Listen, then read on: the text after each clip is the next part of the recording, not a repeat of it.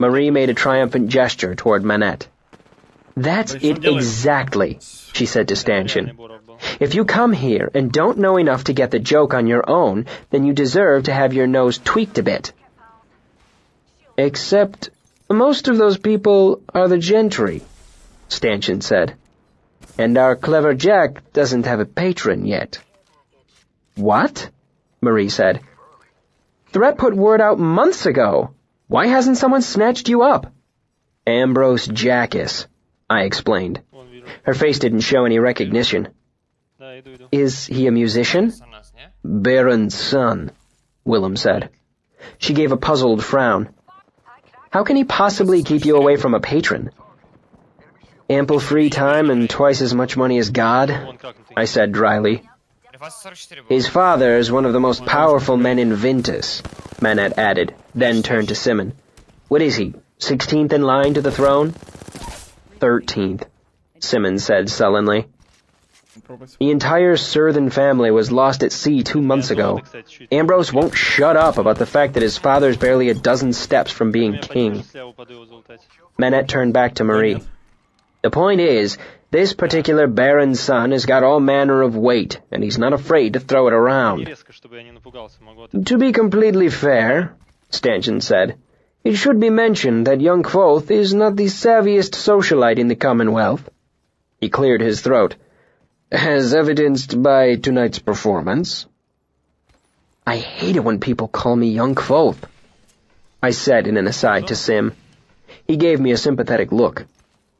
"I still say it was brilliant," Marie said, turning to face Stanchion, planting her feet solidly on the floor.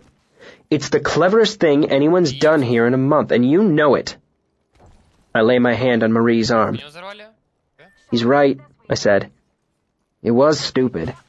I made a vacillating shrug. Or at least, it would be if I still had the slightest hope of getting a patron. I looked Stanchion in the eye.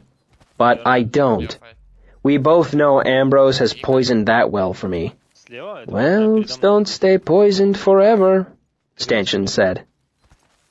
I shrugged. "How about this, then? I'd prefer to play songs that amuse my friends rather than cater to folk who dislike me based on hearsay." Stanchion drew a breath, then let it out in a rush. "Fair enough," he said, smiling a bit. In the brief lull that followed, Manette cleared his throat meaningfully and darted his eyes around the table. I took his hint and made a round of introductions. "Stanchion, you've already met my fellow students, Will and Sim. This is Manette, student and my sometimes mentor at the university. Everyone, this is Stanchion, host, owner, and master of the Aeolian stage." "Pleasure to meet you," Stanchion said, giving a polite nod before looking anxiously around the room. "Speaking of hosting, I should be about my business." He patted me on the back as he turned to leave.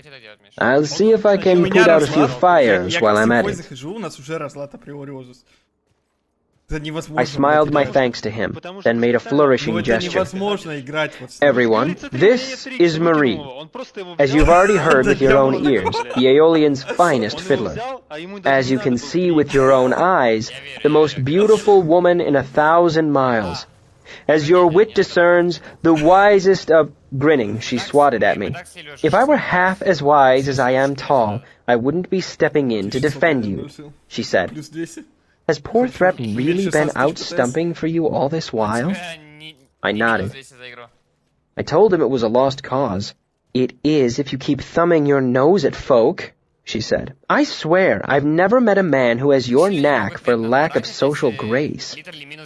If you weren't naturally charming, someone would have stabbed you by now." "You're assuming," I muttered. Marie turned to my friends at the table. "It's a pleasure to meet all of you." Will nodded, and Sim smiled. Manette, however, came to his feet in a smooth motion and held out his hand. Marie took it, and Manette clasped it warmly between his own. "Marie," he said, "you intrigue me. Is there any chance I could buy you a drink and enjoy the pleasure of your conversation at some point tonight?" I was too startled to do anything but stare. Standing there, the two of them looked like badly matched bookends. Marie stood 6 inches taller than Manette, her boots making her long legs look even longer. Manette, on the other hand, looked as he always did, grizzled and disheveled, plus older than Marie by at least a decade. Marie blinked and cocked her head a bit, as if considering. "I'm here with some friends right now," she said. "It might be late by the time I finish up with them." "When makes no difference to me," Manette said easily. "I'm willing to lose some sleep if it comes to that. I can't think of the last time I shared the company of a woman who speaks her mind firmly and without hesitation. Your kind are in short supply these days." Marie looked him over again. Manette met her eye and flashed a smile so confident and charming that it belonged on stage. "I've no desire to pull you away from your friends," he said. "But you're the first fiddler in 10 years that set my feet dancing. It seems a drink is the least I can do." Marie smiled back at him, half amused, half wry. "I'm on the second tier right now," she said, gesturing toward the stairway. "But I should be free in, say, 2 hours?" "You're terribly kind," he said. "Should I come and find you?" "You should," she said, then gave him a thoughtful look as she turned to walk away. Manette reclaimed his seat and took a drink. Simon looked as flabbergasted as we all felt. "What the hell was that?" he demanded. Manette chuckled into his beard and leaned back in his chair, cradling his mug to his chest. "That," he said smugly, "is just one more thing I understand that you pups don't. Take note. Take heed." When members of the nobility want to show a musician their appreciation, they give money. When I first began playing in the Aeolian, I'd received a few such gifts, and for a time, it had been enough to help pay my tuition and keep my head above water, if only barely. But Ambrose had been persistent in his campaign against me, and it had been months since I had received anything of the sort. Musicians are poorer than the gentry, but they still enjoy a show. So when they appreciate your playing, they buy you drinks. That was the real reason I was at the Aeolian tonight. Manette wandered off to fetch a wet rag from the bar so we could clean the table and play another round of corners. Before he could make it back, a young Sealdish piper came over to ask if there was any chance he could stand us around. There was a chance, as it turned out. He caught the eye of a nearby serving girl, and we each ordered what we liked best, and a beer for Manette besides. We drank, played cards, and listened to music. Manette and I had a run of bad cards and went down 3 hands in a row. It soured my mood a bit, but not nearly as much as the sneaking suspicion that Stanchion might be right about what he'd said. A rich patron would solve many of my problems. Even a poor patron would be able to give me a little room to breathe, financially speaking. If nothing else, it would give me someone I could borrow money from in a tight spot, rather than being forced into dealing with dangerous folk. While my mind was occupied, I misplayed and we lost another hand, putting us down 4 in a row with a forfeit besides. Manette glared at me while he gathered in the cards. "Here's a primer for admissions." He held up his hand, 3 fingers spearing angrily into the air. "Let's say you have 3 spades in your hand, and there have been 5 spades laid down." He held up his other hand, fingers splayed wide. "How many spades is that total?" He leaned back in his chair, crossing his arms. "Take your time." "He's still reeling from the knowledge that Marie is willing to have a drink with you," Willem said dryly. "We all are." "Not me," Simon chirped. "I knew you had it in you." We were interrupted by the arrival of Lily, one of the regular serving girls at the Aeolian. "What's going on here?" she said playfully. "Is someone throwing a handsome party?" "Lily," Simon asked, "if I asked you to have a drink with me, would you consider it?" "I would," she said easily, "but not for very long." She laid her hand on his shoulder. "You gents are in luck. An anonymous admirer of fine music has offered to stand your table a round of drinks." "Scutten for me," Willem said. "Mead," Simon said, grinning. "I'll have a Soughton," I said. Manette raised an eyebrow. "A Soughton, eh?" he asked, glancing at me. "I'll have one, too." He gave the serving girl a knowing look and nodded toward me. On his, of course. Really? Lily said, then shrugged. Back in a shake. Now that you've impressed the hell out of everyone, you can have some fun, right? Simon asked. Something about a donkey? For the last time, no, I said. I'm done with Ambrose. There's no percentage in antagonizing him any further. You broke his arm, Will said. I think he's as antagonized as he's going to get. He broke my lute, I said. We're even. I'm ready to let bygones be bygones. Like hell, Sim said. You dropped that pound of rancid butter down his chimney. You loosened the cinch on his saddle. Black Hands, shut up, I said, looking around. That was nearly a month ago, and no one knows it was me except for you two, and now Manette, and everyone within earshot. Sim flushed an embarrassed red, and the conversation lulled until Lily returned with our drinks. Will's scutton was in its traditional stone cup. Sim's mead shone golden in a tall glass. Manette and I got wooden mugs. Manette smiled. I can't remember the last time I ordered a Soughton, he mused. I don't think I've ever ordered one for myself before. Holy fuck. You're the only other person I've ever known to drink it, Sim said. Quoth here throws them back like nobody's business. 3 or 4 a night. Manette raised a bushy eyebrow at me.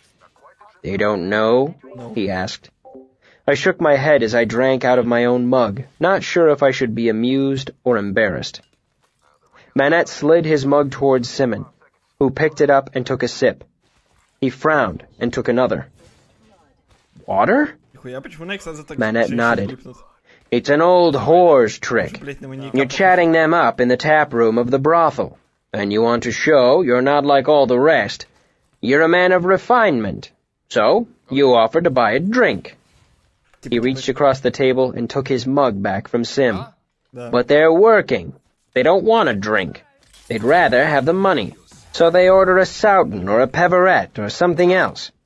You pay your money, the barman gives her water, and at the end of the night, she splits the money with the house. If she's a good listener, a girl can make as much at the bar as she does in bed. I chimed in. Actually, we split it 3 ways. A third to the house, a third to the barman, and a third to me.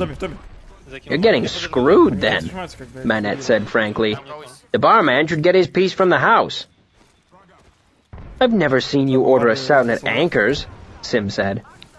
It must be the Graysdale mead, Will said. You order that all the time. But I've ordered Graysdale, Sim protested. It tasted like sweet pickles and piss. Besides, Sim trailed off. It was more expensive than you thought it would be? Manette asked, grinning. Wouldn't make much sense to go through all of this for the price of a short beer, would it? They know what I mean when I order a Graysdale at Anchor's, I told him. If I ordered something that didn't actually exist, it would be a pretty easy game to figure out. How do you know about this? Sim asked Manette. Manette chuckled. No new tricks to an old dog like me, he said. The lights began to dim, and we turned toward the stage. The night rambled on from there. Manette left for greener pastures, while Will, Sim, and I did our best to keep our table clear of glasses while amused musicians bought us round after round of drinks. An obscene amount of drinks, really. Far more than I'd dared to hope for. I drank Soughton for the most part, since raising money to cover tuition was the main reason I'd come to the Aeolian tonight. Will and Sim ordered a few rounds too, now that they knew the trick of it. I was doubly grateful. Otherwise, I would have been forced to bring them home in a wheelbarrow. Eventually, the 3 of us had our fill of music, gossip, and in Sim's case, the fruitless pursuit of serving girls. Before we left, I stopped to have a discreet word with the barman, where I brought up the difference between a half and a third. At the end of our negotiation, I cashed out for a full talent and 6 jots. The vast majority of that was from the drinks my fellow musicians had bought me tonight. I gathered the coins into my purse. 3 talents even. My negotiations had also profited me 2 dark brown bottles. What's that? Sim asked as I began to tuck the bottles into my loot case. Bread and beer. I shifted the rags I used to pad my loot so they wouldn't rub against it. Bread'n, Will said, his voice thick with disdain. He's closer to bread than beer. Sim nodded in agreement, making a face. I don't like having to chew my liquor. It's not that bad, I said defensively. In the small kingdoms, women drink it when they're pregnant. Arwell mentioned it in one of his lectures. They brew it with flower pollen and fish oil and cherry stones. It has all sorts of trace nutrients. Quoth, we don't judge you. Willem lay his hand on my shoulder, his face concerned. Sim and I don't mind that you're a pregnant Yilish woman. Simmons snorted, then laughed at the fact that he had snorted. The three of us made our slow way back to the university, crossing the high arch of Stonebridge. And since there was nobody around to hear, I sang Jackass, Jackass for Sim. Will and Sim stumbled gently off to their rooms in Mews, but I wasn't ready for bed and continued wandering the university's empty streets, breathing the cool night air. I strolled past the dark fronts of apothecaries, glass blowers, and bookbinders. I cut through a manicured lawn smelling the clean, dusty smell of autumn leaves and green grass beneath. Nearly all the inns and drinking houses were dark, but lights were burning in the brothels. The gray stone of the master's hall was silvery in the moonlight. A single dim light burned inside, illuminating the stained glass window that showed Tecum in his classic pose, barefoot at the mouth of his cave, speaking to a crowd of young students. I went past the crucible, its countless bristling chimneys dark and largely smokeless against the moonlit sky. Even at night it smelled of ammonia and charred flowers, acid and alcohol, 1,000 mingled scents that had seeped into the stone of the building over the centuries. Last was the archives. 5 stories tall and windowless, it reminded me of an enormous waystone. Its massive doors were closed, but I could see the reddish light of sympathy lamps welling up around the edges of the door. During admissions, Master Lauren kept the archives open at night so all the members of the Arcanum could study to their heart's content. All members except one, of course. I made my way back to Anchors and found the inn dark and silent. I had a key to the back door, but rather than stumble through the dark, I headed into the nearby alley. Right foot rain barrel, left foot window ledge, left hand iron drain pipe. I quietly made my way up to my 3rd-story window, tripped the latch with a piece of wire, and let myself in. It was pitch black, and I was too tired to go looking for a light from the fireplace downstairs, so I touched the wick of the lamp beside my bed, getting a little oil on my fingers. Then, I murmured a binding and felt my arm go chilly as the heat bled out of it. Nothing happened at first, and I scowled, concentrating to overcome the vague haze of alcohol. The chill sunk deeper into my arm, making me shiver, but finally, the wick bloomed into light. Cold now, I closed the window and looked around the tiny room with its sloped ceiling and narrow bed. Surprisingly, I realized there was nowhere else in the 4 corners I'd rather be. I almost felt as if I were home. This may not seem odd to you, but it was strange to me. Growing up among the Adima-Ru, home was never a place for me. Home was a group of wagons and songs around a campfire. When my troop was killed, it was more than the loss of my family and childhood friends. It was like my entire world had been burned down to the waterline. Now, after almost a year at the university, I was beginning to feel like I belonged here. It was an odd feeling, this fondness for a place. In some ways it was comforting, but the Ru in me was restless, rebelling at the thought of putting down roots like a plant. As I drifted off to sleep, I wondered what my father would think of me. Chapter 7. Admissions. The next morning, I splashed some water on my face and trudged downstairs. The tap room of Anchors was just starting to fill with people looking for an early lunch, and a few particularly disconsolate students were getting an early start on the day's drinking. Still bleary from lack of sleep, I settled into my usual corner table and began to fret about my upcoming interview.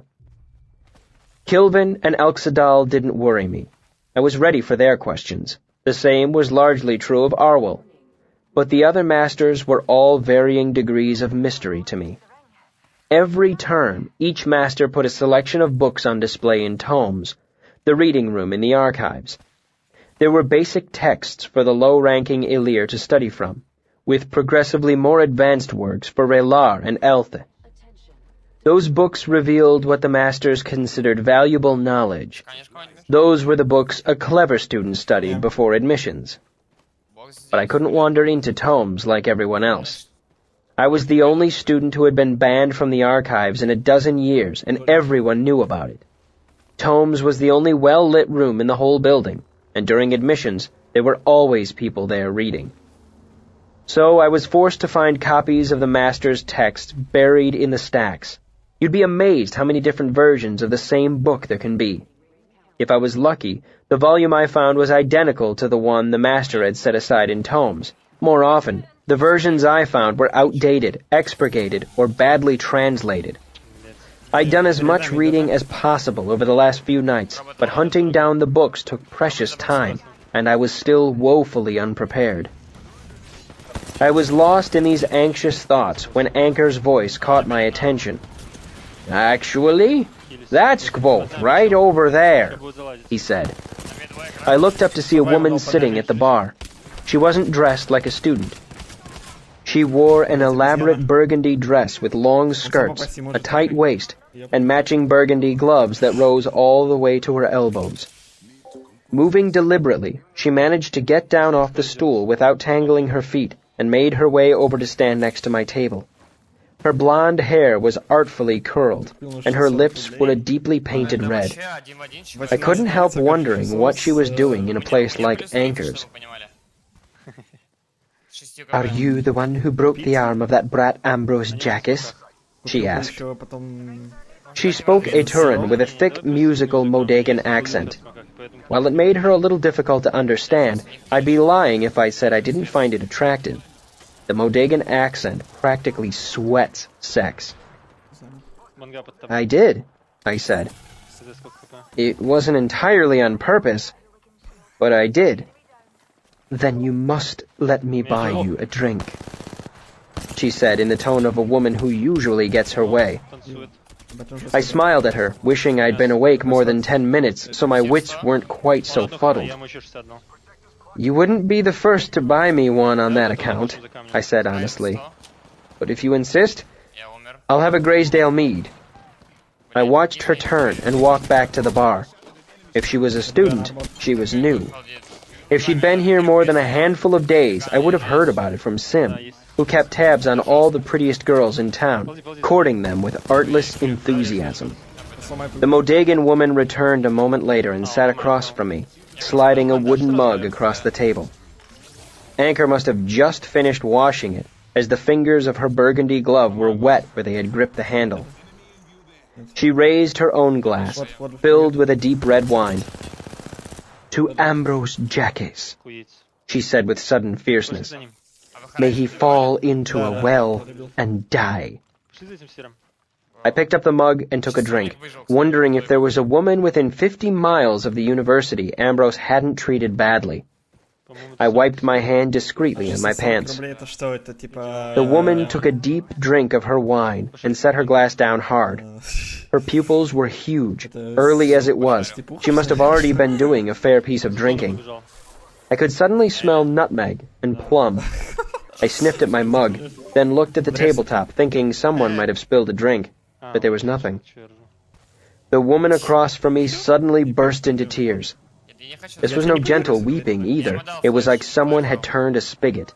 She looked down at her gloved hands and shook her head. She peeled off the wet one, looked at me, and sobbed out a dozen words of Modegan. "I'm sorry," I said helplessly. "I don't speak," but she was already pushing herself up and away from the table. Wiping at her face, she ran for the door. Anchor stared at me from behind the bar, as did everyone else in the room. "That was not my fault," I said, pointing at the door. "She went crazy on her own." I would have followed her and tried to unravel it all, but she was already outside, and my admissions interview was less than an hour away.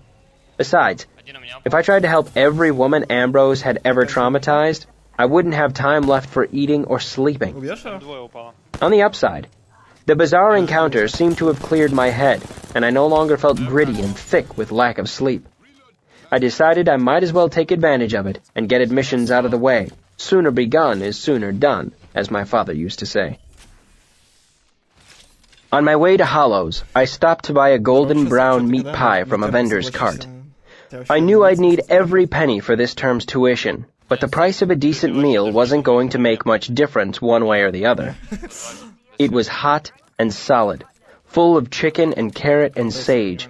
I ate it while I walked, reveling in the small freedom of buying something according to my taste, rather than making do with whatever Anchor happened to have at hand.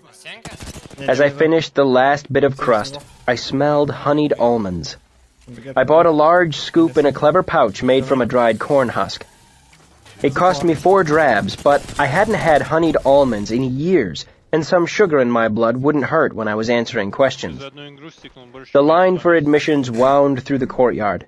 Not abnormally long, but irritating nonetheless. I saw a familiar face from the fishery and went to stand next to a young, green-eyed woman who was waiting to queue up as well. "Hello there," I said. "You're Amlia, aren't you?" She gave me a nervous smile and a nod. "I'm Kvothe," I said, making a tiny bow. "I know who you are," she said. "I've seen you in the artificiary." "You should call it the fishery," I said. I held out the pouch. "Would you like a honey almond?" Amlia shook her head. "They're really good," I said, joggling them enticingly in the corn husk pouch. She reached out hesitantly and took one. "Is this the line for noon?" I asked, gesturing. She shook her head. "We've got another couple minutes before we can even line up." "It's ridiculous that they make us stand around like this," I said, "like sheep in a paddock. This entire process is a waste of everyone's time and insulting to boot."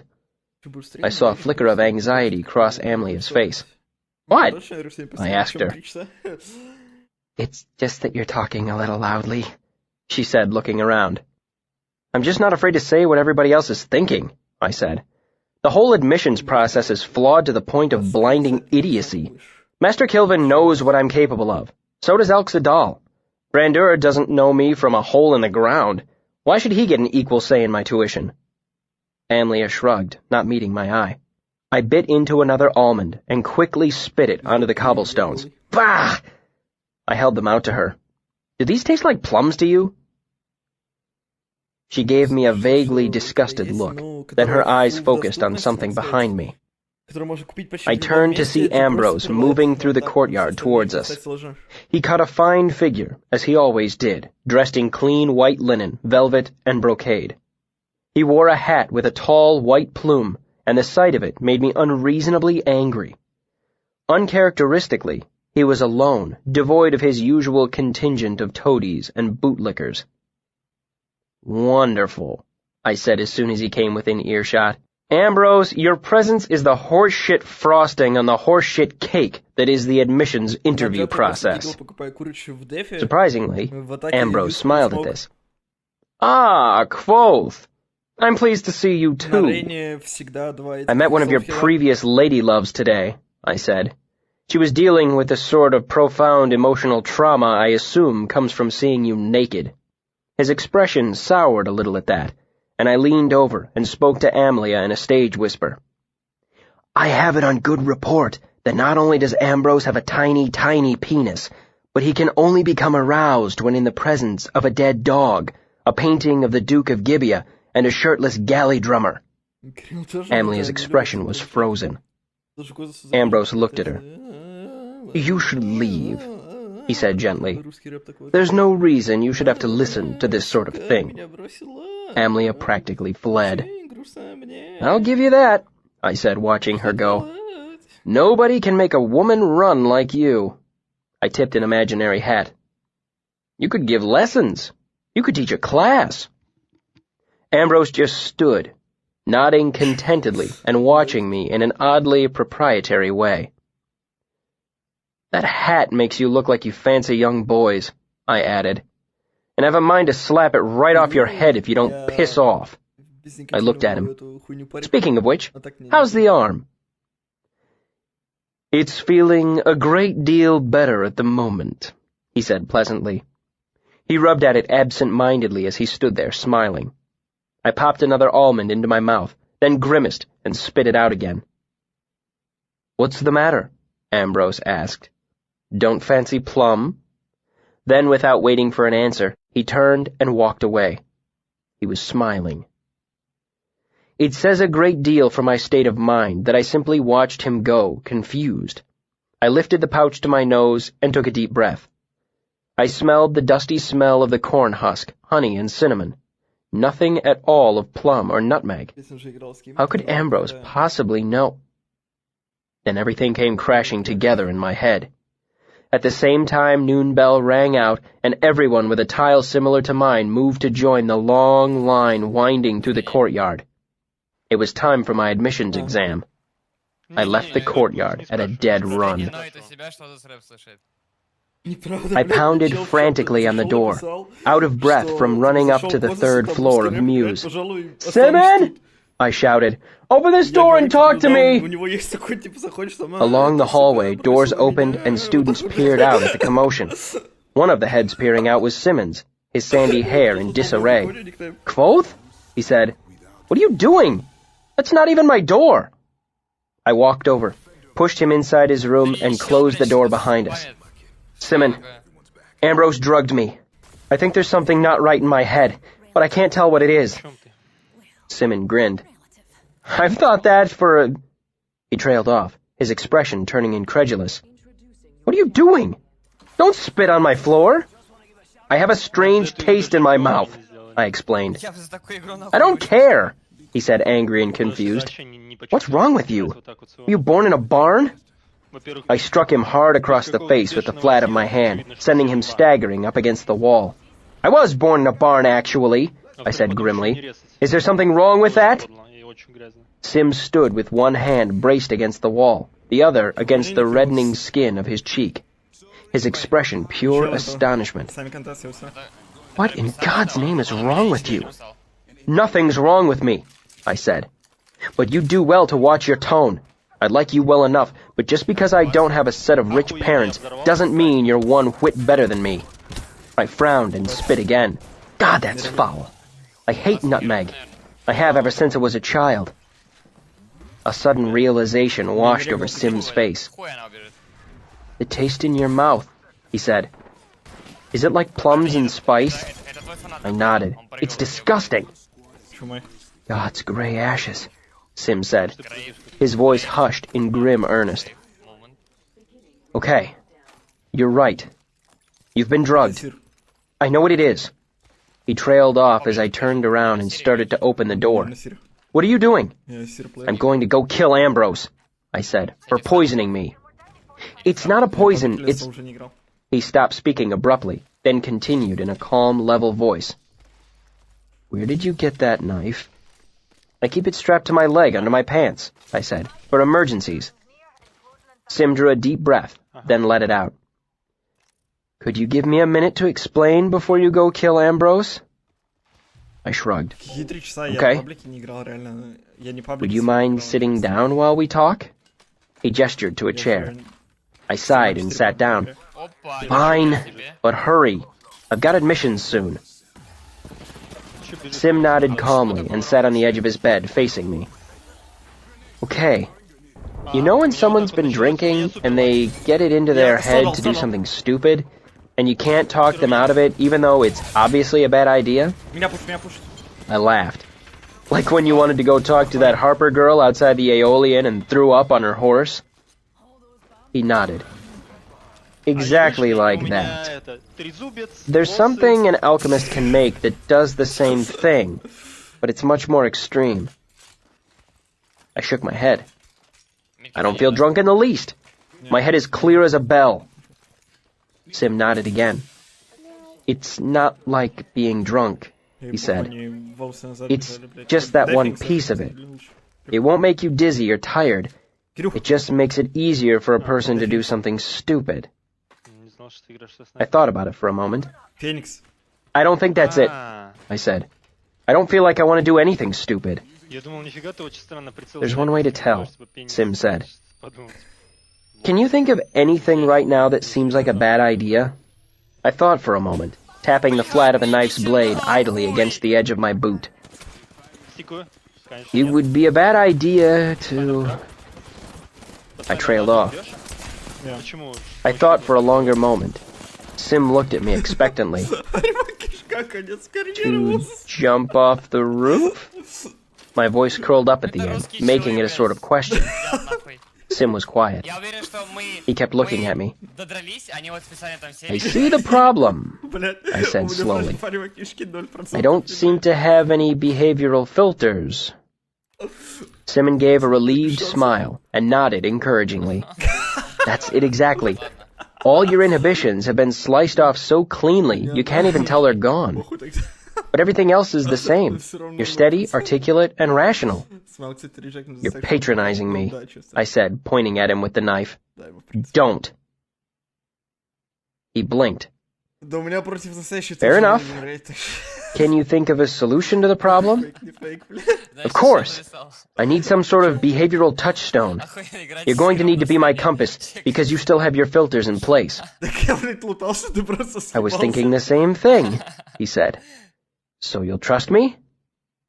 I nodded. Except when it comes to women. You're an idiot with women. I picked up a glass of water from a nearby table and rinsed my mouth out with it, spitting it onto the floor. Sim gave a shaky smile. Fair enough. First, you can't go kill Ambrose. I hesitated. You're sure? I'm sure. In fact, pretty much anything you think to do with that knife is going to be a bad idea. You should give it to me. I shrugged and flipped it over in my palm, handing him the makeshift leather grip. Sim seemed surprised by this, but he took hold of the knife. Merciful Taylor, he said with a profound sigh, setting the knife down on the bed. Thank you. Was that an extreme case? I asked, rinsing my mouth out again. We should probably have some sort of ranking system, like a 10-point scale. Spitting water onto my floor is a 1, he said. Oh, I said. Sorry. I put the cup back onto his desk. It's okay, he said easily. Is 1 low or high? I asked. Low, he said. Killing Ambrose is a 10. He hesitated. Maybe an 8. He shifted in his seat. Or a 7. Really? I said. That much? Okay, then. I leaned forward in my seat. You need to give me some tips for admissions. I've got to get back into line before too long. Simmons shook his head firmly. No, that's a really bad idea. 8. Really? Really, he said. It's a delicate social situation. A lot of things could go wrong. But if... Sim let out a sigh, brushing his sandy hair out of his eyes. Am I your touchstone or not? This is going to get tedious if I have to tell you everything 3 times before you listen. I thought about it for a moment. You're right. Especially if I'm about to do something potentially dangerous. I looked around. How long is this going to last? No more than 8 hours. He opened his mouth to continue, then closed it. What?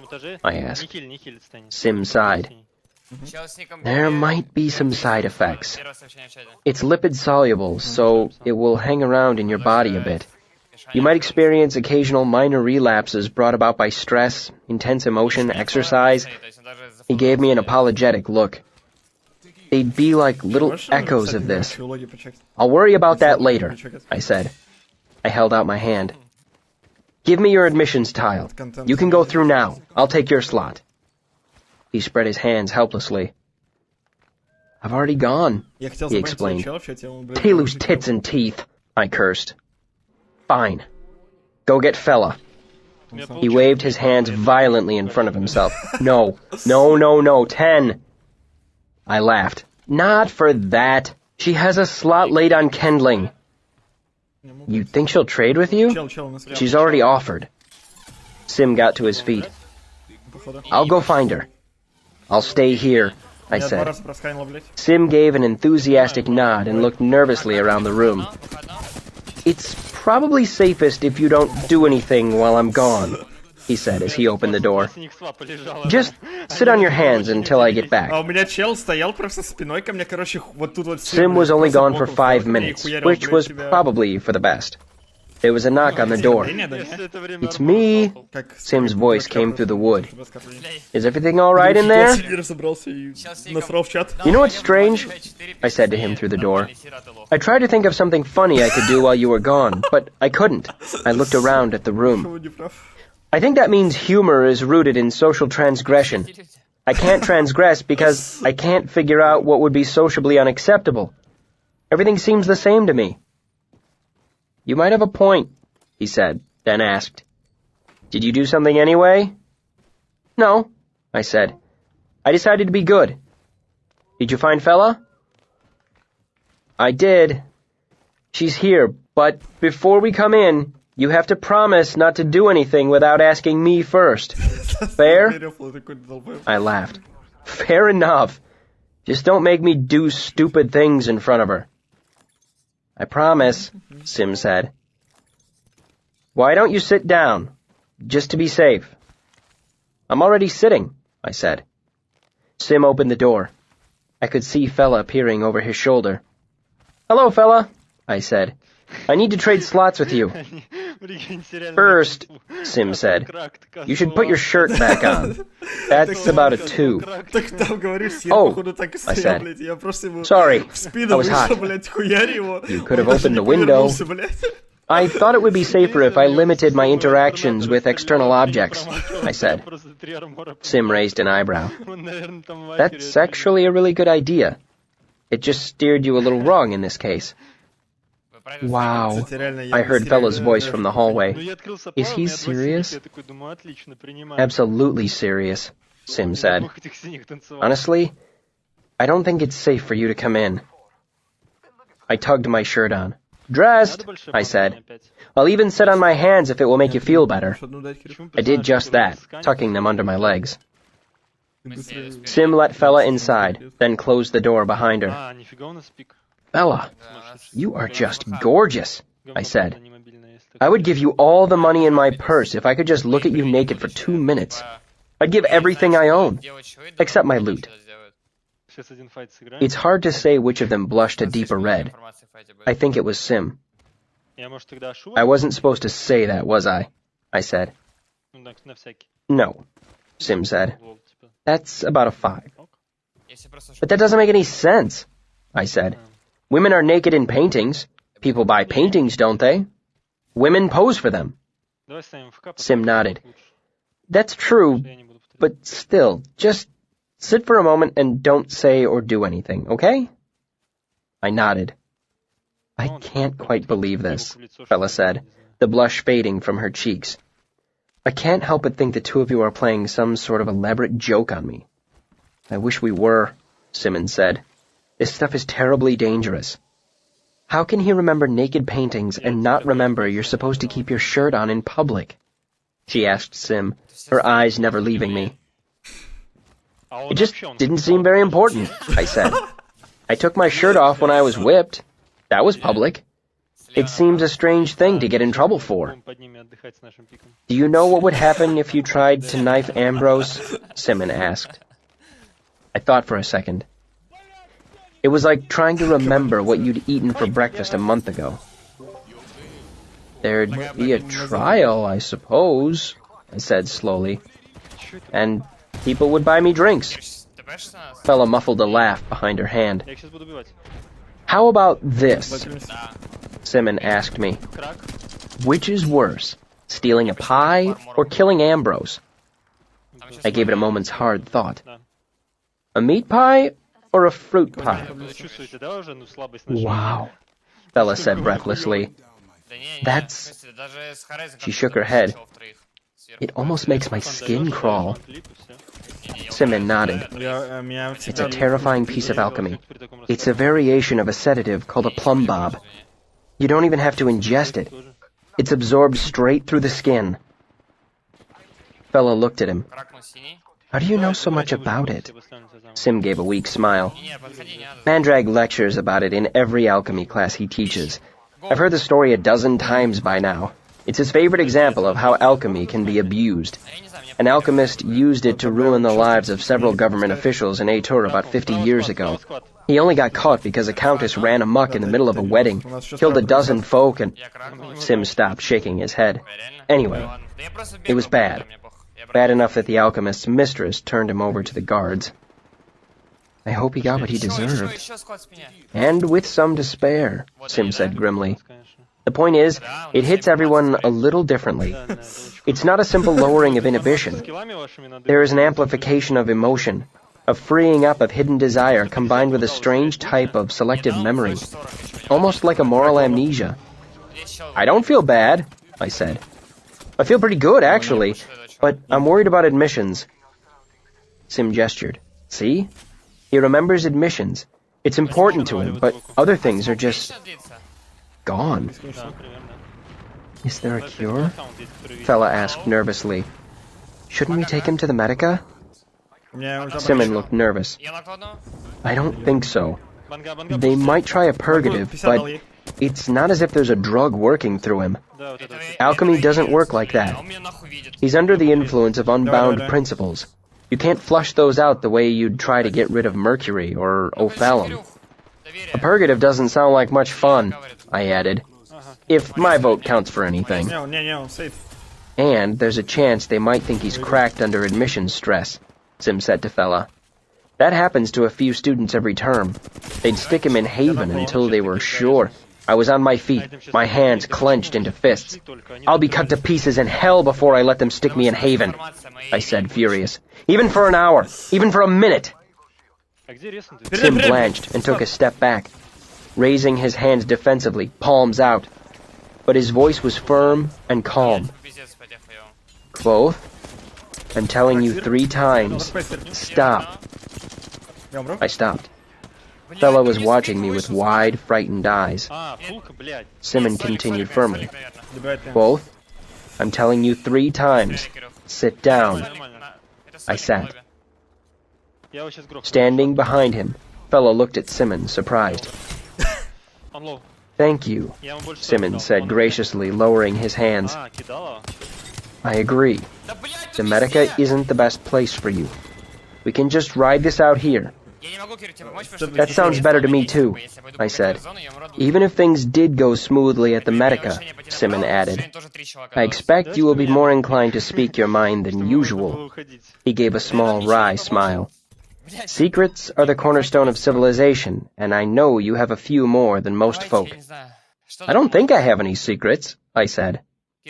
Sim and Fella both burst out laughing at the same time. I'm afraid you just proved his point, Fella said. I know you have at least a few. So do I, Sim said. You're my touchstone, I shrugged. Then I smiled at Fella and pulled out my purse. Sim shook his head at me. No, I've already told you. Seeing her naked would be the worst thing in the world right now. Fella's eyes narrowed a little at that. What's the matter? I asked. Are you worried I'll tackle her to the ground and ravage her? I laughed. Sim looked at me. Wouldn't you? Of course not, I said. He looked at Fella, then back. Can you say why? He asked curiously. I thought about it. It's because... I trailed off, then shook my head. I just can't. I know I can't eat a stone or walk through a wall. It's like that. I concentrated on it for a second and began to get dizzy. I put one hand over my eyes and tried to ignore the sudden vertigo. Please tell me I'm right about that, I asked, suddenly scared. I can't eat a stone, can I? You're right, Fella said quickly. You can't. I stopped trying to rummage around the inside of my mind for answers, and the odd vertigo faded. Sim was watching me intently. I wish I knew what that signified, he said. I have a fair idea, Fella murmured softly. I drew the ivory admissions tile out of my purse. I was just looking to trade, I said. Unless you're willing to let me see you naked. I hefted the purse with my other hand and met Fella's eye.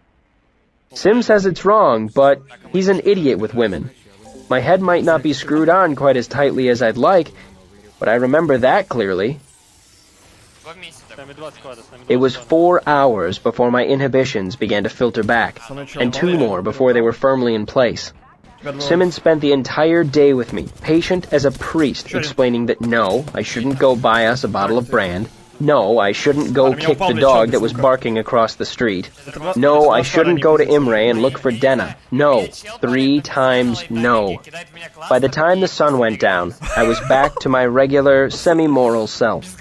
Simon quizzed me extensively before walking me back to my room at Anchor's, where he made me swear on my mother's milk that I wouldn't leave my room until morning.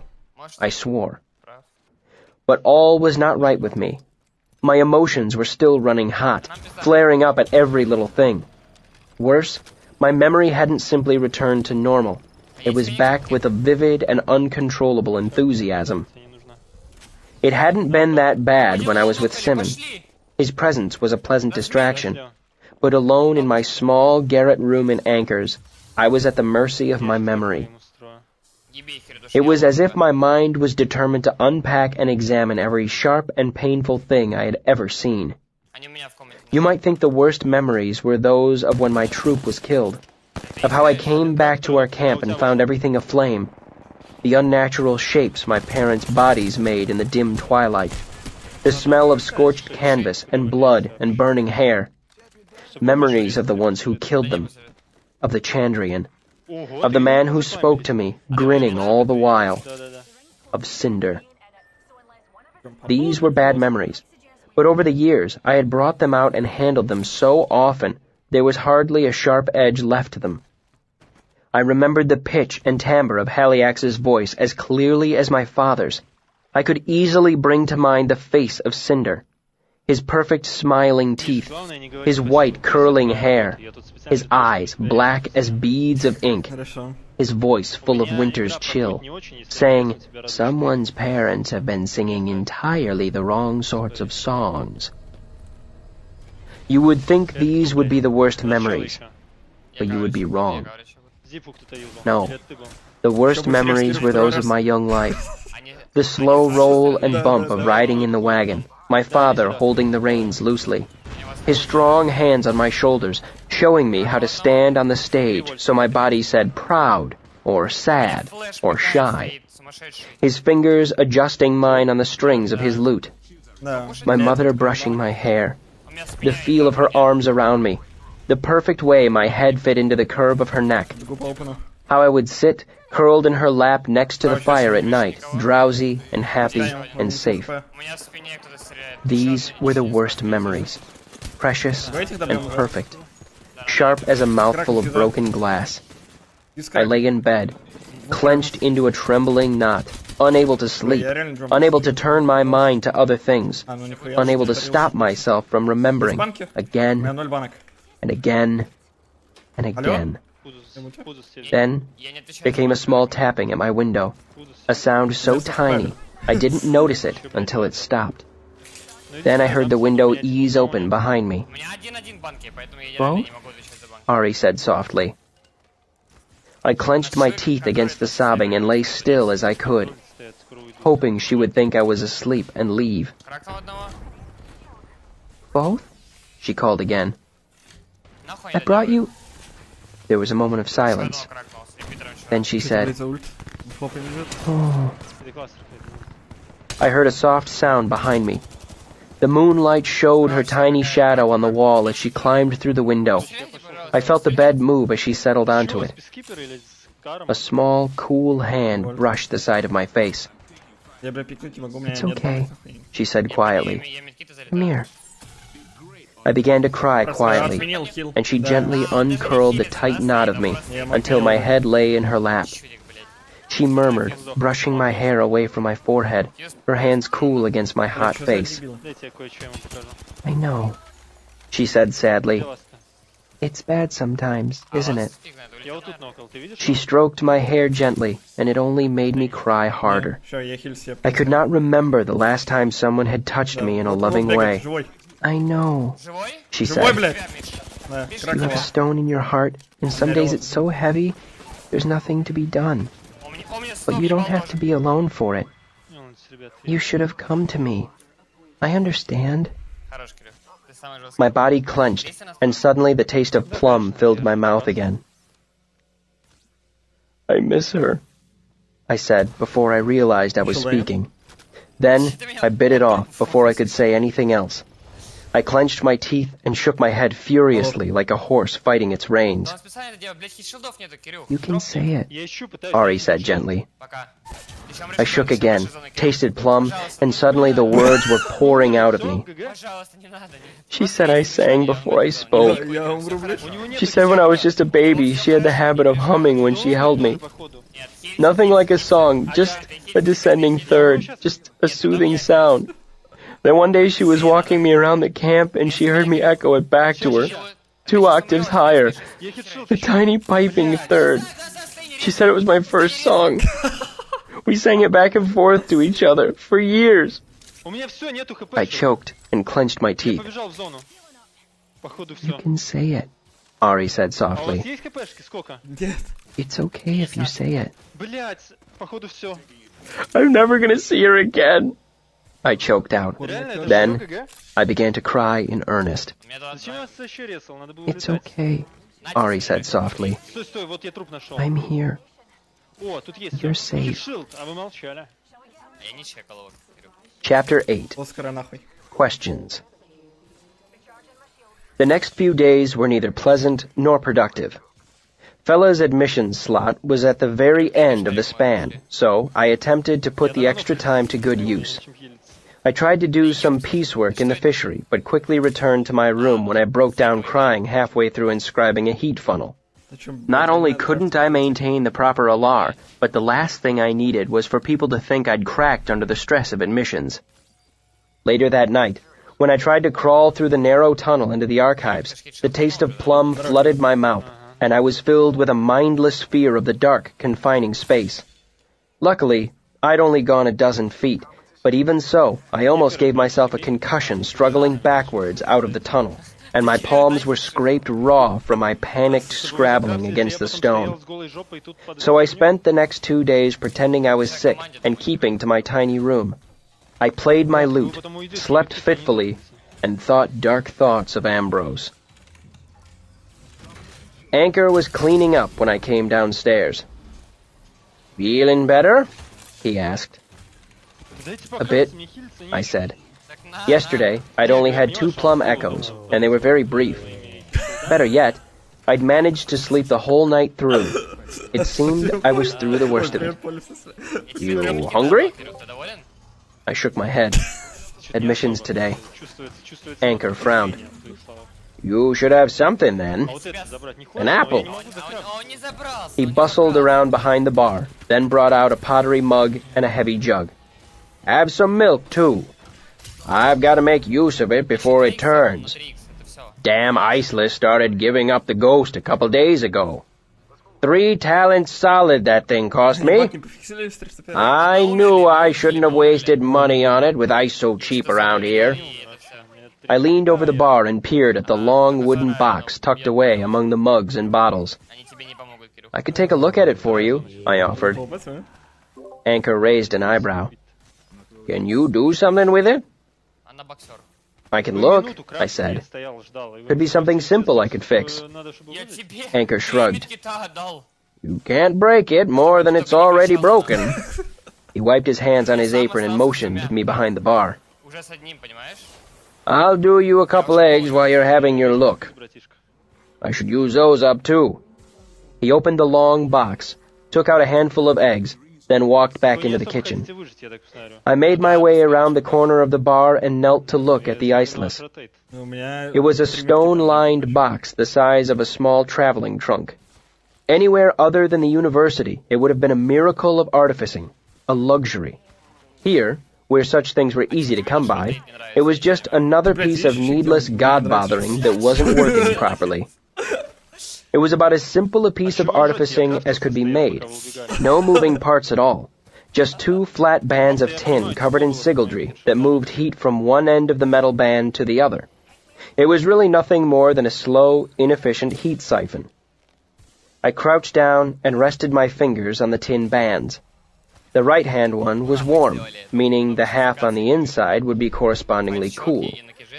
But the one on the left was room temperature. Большие банки, мне I нужно craned my neck to get a look at the sigildry and spotted a deep scratch in the tin, scoring through 2 of the runes. 4. That explained it. Ты минуту крафтил. A piece of sigildry is like a sentence in a lot of ways. А сколько If ты you remove a потерял? couple words, Ноль. it simply doesn't make any sense. У меня 2 медкита осталось. I should say it usually doesn't make sense. Sometimes, a damaged piece of sigildry can do something truly unpleasant. Пиздец. I frowned down at the band of tin. This was sloppy artificing. The runes should have been on the inside of the band, where they couldn't be damaged. Слева типы. I rummaged around until I found a disused ice hammer in the back of a drawer, Загорай. then carefully tapped the 2 damaged runes flat into the soft surface of the tin. Then, I concentrated and used the tip of a paring knife to etch them back into the thick metal band. Anchor emerged from the kitchen with a plate full of eggs and tomatoes. Ну, It should work now, I said. туда их. I started eating out of politeness, then realized I Я ему was 50 дал, actually 50 что hungry. ему дал. Тихо, тихо, тихо. Anchor looked over the box, lifting the lid. Его That ебет easy? уже. Он тебя пушит сзади. Same as anything else, I said, my mouth half full. Easy if you know what you're doing. It should work. Ну да. Give it a day and see if it actually chills down. Тебе 3 давал? I finished off the plate full of eggs and drank the milk as quickly as I could without being rude. И подсосали в итоге, да, еще? I'll need to cash out my bar credit today, I said. Tuition's going to be hard this term. Anchor nodded and checked a small ledger he kept underneath the bar, tallying all the Graysdale mead I'd pretended to drink over the last 2 months. Then he pulled out his purse and counted out 10 copper jots onto the table. A full Пятница, да, talent. поставлю? Twice what I'd expected. I looked up at him, puzzled. Что-то One of Kilvin's boys would have charged me at least half a talent to come round and fix this thing, Anchor explained, kicking at the iceless. I can't be sure. Забудь забрать. He waved me into silence. ты чё его If it isn't fixed, I'll take it out of your wages over the next month, he said. Or I'll use it as leverage to get you to start playing Reaving Night too. He grinned. Кирилл, скрафти I мобилку. consider it an investment. I gathered the money into my purse. 4 Кирюха. talents. Он танцует, он танцует. I was heading toward the fishery to see if my lamps had finally sold when I caught a glimpse of a familiar face crossing the courtyard wearing Dark Master's robes. Master Elodin! I called as I saw him approaching a side door to the Master's hall. It was one of the few buildings I hadn't spent much time in, as it contained little more than living quarters for the Masters, the resident Gillers, and guest rooms for visiting Arcanists. Конечно, вся грязная He работа. turned at the sound of his name. Then, seeing me jogging toward him, he rolled his eyes and turned back to the door. Или это ты? Master Elodin, I said, breathing a little hard. Might I ask you a quick question? Как будто бы что-то лезешь. Statistically speaking, it's pretty likely, he said, unlocking the door with a bright brass key. May I ask you a question then? Насколько я понимаю. I doubt any power known to man could stop you. He swung open the door and headed inside. I hadn't been invited, but I slipped inside after him. Elodin was difficult to track down, and I worried if I didn't take this chance, I might not see him again for another span of days. Вот это он, смотри. I followed him through a narrow stone hallway. Оп. I heard a rumor you were gathering a group of students to study naming, Типичную I said картинку cautiously. самолета. That's not a question, Elodin said as he headed up a long, narrow flight of stairs. Нам в зону I идти fought back the попробуем. urge to snap at him and took a deep breath instead. Склады слева. Is it true you're teaching such a class? Yes. Were you planning on including me? Была обосраться. Elodin stopped and turned to face me on the stairway. He looked out of place in his Dark Master's Давайте robe. уже нету. Чё His hair was tousled, and his face was too young, almost boyish. He stared at me for a long minute. He looked me up and down as if I were a horse he were thinking of betting on, or a side of beef he was considering selling by the pound. Шу, кстати. его ног But that was nothing compared to when he met my eyes. Это какого-то чуванок. Ща For я- a heartbeat, it was simply unsettling. Разгон надо снять. Then, it almost felt like the light on the stairway grew Реально dim, разгон. or that I was suddenly being thrust deep underwater, and the pressure was keeping me from drawing a full breath. Там не бывает дула. Я отменил хуйню. Damn you, half-wit! I heard a familiar voice that seemed to be coming from a long way off. If you're going catatonic again, have the decency to do it in Haven and save us the trouble of carting your foam-flecked carcass back there. Barring that, get to one side. Мне очень хуёво, да, там фулка. Меня контроллер Elodin looked away from me, and suddenly, everything was bright and clear again. I fought to keep from gasping in a lungful of air. Master Hem stomped down the stairs, shouldering Elodin roughly to one side. When he saw me, he snorted. Of course, the quarterwit is here too. Might I recommend a book for your perusal? It is a lovely piece of reading titled Hallways, Their Form and Function, a primer for the mentally deficient. He glowered at me, and when I didn't immediately jump aside, he gave me an unpleasant smile. Ah, but you're still banned from the archives, aren't you? Should I arrange to present the salient information in a form more suited to your kind? Perhaps a mummer's play or some manner of puppet show? I stepped to one side, and Hem stormed by, muttering to himself. Elodin stared daggers into the other master's broad back. Only after Hem turned the corner did Elodin's attention settle back on me. He sighed. Perhaps it would be better if you pursued your other studies, Relar Kvothe. Dahl has a fondness for you, as does Kilvin. You seem to be progressing well with them. But, sir, I said, trying to keep the dismay out of my voice, you're the one who sponsored my promotion to Relar. He turned and began climbing the stairs again. Then you should value my sage advice, shouldn't you? But if you're teaching other students, why not me? Because you're too eager to be properly patient, he said flippantly. You're too proud to listen properly, and you're too clever by half. That's the worst of it. Some masters prefer clever students, I muttered as we emerged into a wide hallway. Yes, Elodin said. Dahl and Kilvin and Arwyll like clever students. Go study with one of them. Both our lives will be considerably easier because of it. But Elodin came to an abrupt halt in the middle of the hallway. Fine, he said. Prove you're worth teaching. Shake my assumptions down to their foundation stones. He patted at his robes dramatically, as if looking for something lost in a pocket. Much to my dismay, I find myself without a way to get past this door. He rapped it with a knuckle. What do you do in this situation, Relar Kvothe? I smiled, despite my general irritation. He couldn't have picked a challenge more perfectly suited to my talents.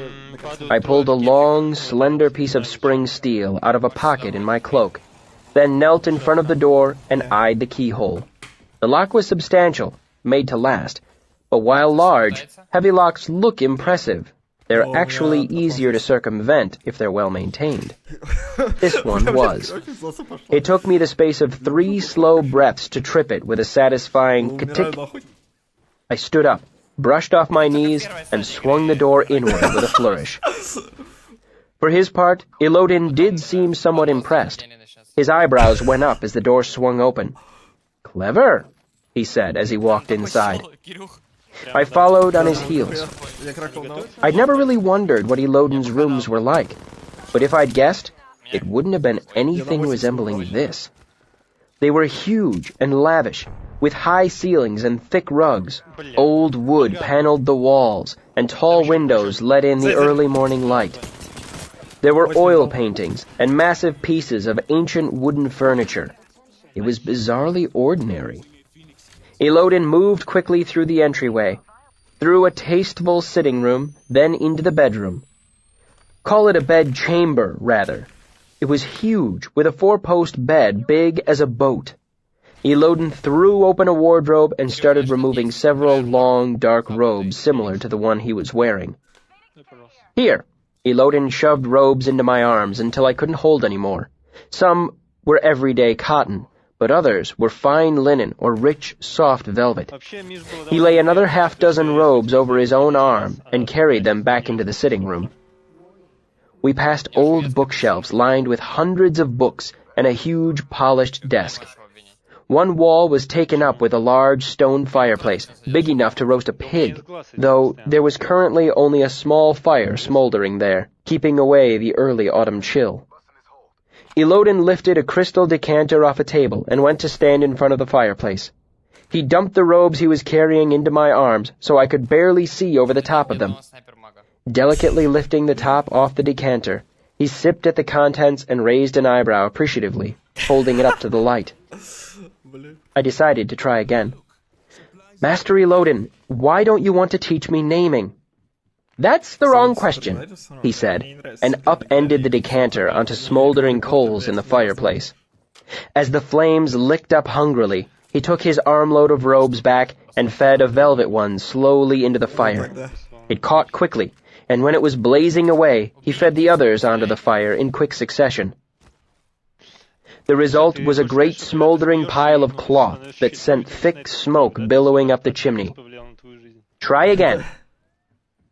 I couldn't help but ask the obvious. Ранки, я первый раз спрашиваю, Why are you burning your clothes?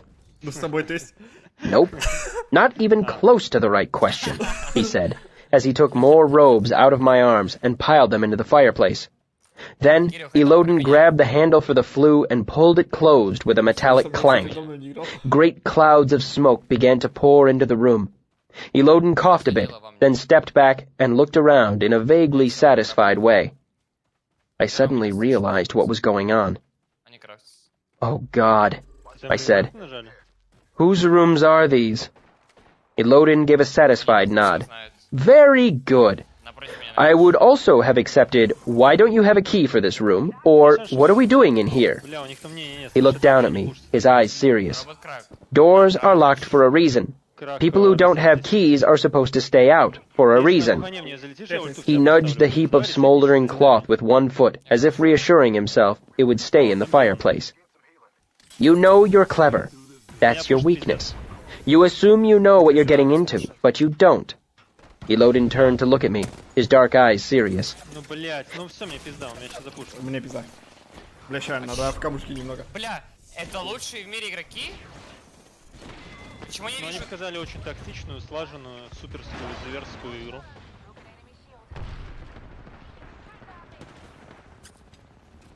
Почему я нахуй... Почему я вижу, что у вас просто ебало отлетает, а потом у меня отлетает? Бля, Кирюх, походу реально надо Fortnite. Что-то мы не в кондициях. Вам челы меньше чем 150? Тебе чел 2 раза